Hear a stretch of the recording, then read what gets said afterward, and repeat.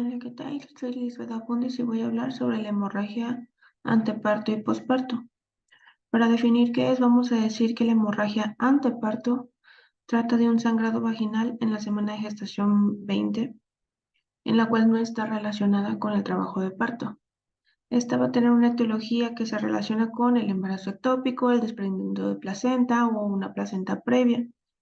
Y entre sus factores de riesgo vamos a encontrar que están antecedentes de cirugía tubárica, ligadura tubárica, infertilidad, enfermedades inflamatorias pélvicas. Sin embargo, vamos a hablar de una hemorragia postparto cuando el sangrado vaginal está en una pérdida hemática superior a los 500 mililitros tras un parto vaginal o entre 1000 mililitros tras ser una cesárea. Entre su etiología vamos a encontrar la atonía uterina, que esta vendría siendo el tono, la retención de tejidos, la lesión del canal del parto, así como también las alteraciones en la coagulación. Esto tiene una mnemotecnia en la cual se utiliza como las 4T por el tono, tejido, trauma y trombina, que van a ser factor importante para estar pendiente de estas hemorragias. Entre sus factores de riesgo vamos a encontrar síndrome hipertensivo en el embarazo, que sea una gestante mayor a los 35 años, que sea eh, de una gestación múltiple o cicatrices uterinas previas.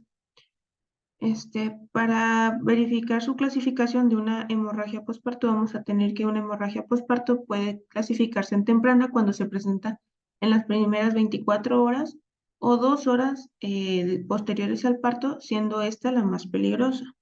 O como una hemorragia posparto de tipo tardía, que esta se va a presentar después de las 24 horas o incluso hasta las 6 semanas. Estos van a tener una sintomatología en cuanto al descenso de la tensión arterial, el aumento de la frecuencia cardíaca, va a haber dolor, va a haber sangrado evidentemente, puede haber presencia de coágulos, disminución del recuento de glóbulos rojos, así como debilidad en la gestante. Para hablar un poquito más de la fisiopatología, vamos a hablar acerca de estos factores principales de la etiología con el cual se relacionan. Hablando de anteparto, vamos a tener el tipo de placenta previa, en donde vamos a ver que el blastocito busca implantarse donde satisfaga sus necesidades, donde se pueda desarrollar, y esto va a ser por un daño endotelial en el proceso del desarrollo fetal, en donde principalmente se va a implantar en un segmento inferior, cerca del orificio cervical, el cual va a dar a una hemorragia posteriormente. También vamos a tener el desprendimiento de placenta, que esta al estar desprendida dentro del útero genera cierta presión, la cual esta presión puede llegar a la ruptura de vasos de la decidua basal y pues desencadenar una hemorragia. Tenemos la ruptura uterina como tal, que esta va a ser una lesión vascular local, ya sea por una cesárea o una cirugía tubárica, en la cual vamos a poder ver que se pueden romper las arterias espirales, ya sea a la izquierda, a la derecha o ambas, la cual, como sabemos, estas nutren pues la placenta básicamente y van a desencadenar a una hemorragia, así como por último la vasa previa, en la cual esta trata de que el cordón se inserta en las membranas ovulares y no en el tejido placentario, que nos da a entender que el cordón básicamente se va a salir por el orificio cervical, en el cual vamos a tener que los vasos fetales pues pasan por un desgarro, básicamente, el cual hace la presencia de la hemorragia. Sin embargo, en la fisiopatología del posparto vamos a tener en las etiologías como principal la utonía uterina, siendo la más común, en donde el miometrio no está contraído. Es decir, esto puede pasar, por ejemplo, en un embarazo múltiple o una macrosomía fetal en la que pues, el bebé está grandecito. Y por ende no se comprimen estos vasos porque va a haber pues un daño en los vasos principales, lo cual puede desencadenar la hemorragia. Vamos a tener retención de tejidos. Esto se va a dar por que el canal uterino se cierra en un corto tiempo o antes de tiempo, por decirlo así. Por lo tanto, esto se va a quedar adherido en la pared uterina dentro, lo que puede generar un acretismo y por ende desencadenar la hemorragia. Vamos a tener la lesión del canal de parto, esto sea, por ejemplo, por procedimientos como la episiotomía o laceraciones, y que pues, posteriormente, dado a los daños, pues puede generar una hemorragia. Y vamos a tener alteraciones de la coagulación, como por ejemplo el desprendimiento de placenta, el exceso de tromboplastina, preeclampsia grave, eclampsia, sepsis, incluso, que conforme el desarrollo, pues también pueden generar una hemorragia. Ahora, para diagnosticarlas vamos a hacer una medida de tensión arterial.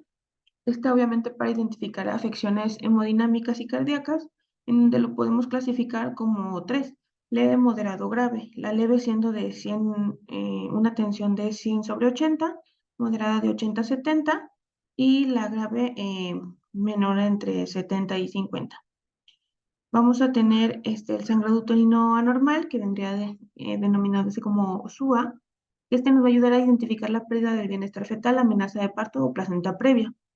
Estos, como es un sangrado uterino anormal fuera de la menstruación, vamos a tener en cuenta la frecuencia, la regularidad, la duración y el volumen.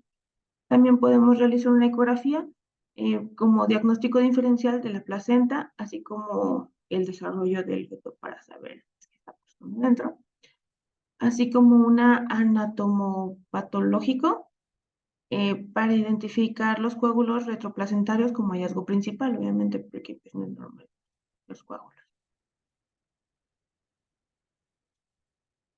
Entre su tratamiento vamos a encontrar como principal extracción de restos placentarios, y podemos también tratarlas de reparar las laceraciones.